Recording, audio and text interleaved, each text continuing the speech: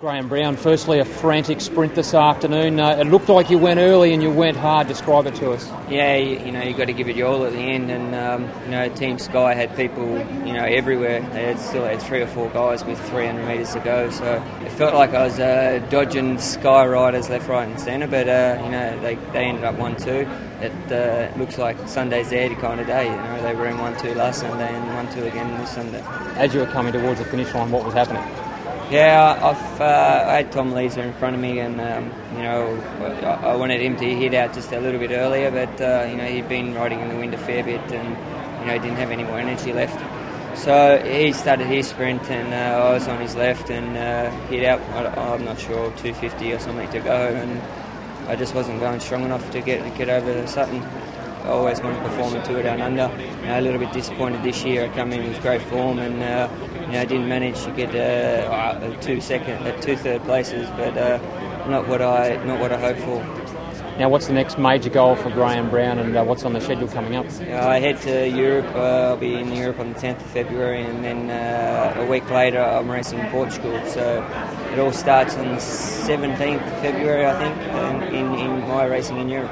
Frans Maassen, it looked like a day today when it could have been Brownie's sprint. Just describe the anxious final lap and from where you saw it. Yeah, I waited with my car at the last lap, so I watched it on the screen, and I thought he was perfect placed together with Tom Leeser, but maybe Tom Leeser had to do too much work before, because the lead out could be a little bit better, and also the Sky boys, they did very well. They were good with 4 guys into the last corner, and they did a good job. Koos Moeren had a bit of a go today early. Was that a plan or something that just happened? Yeah, something that just happened. It's good that it was on TV and there was a lot of people, and it's good that he showed that the Rabobank was still alive. And you never know, because the 3 guys after that they got really a big gap, so they came a long way. Lastly, what are your perceptions of this race? You've come down here to experience probably, I think, the biggest stage race in Australian history in terms of the crowds and just how well it's been put together. But what are your thoughts on this race?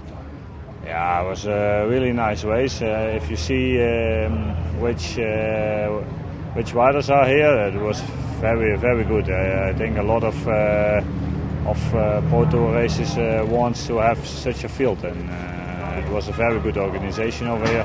Always good weather, and I think people in Australia saw a very nice race.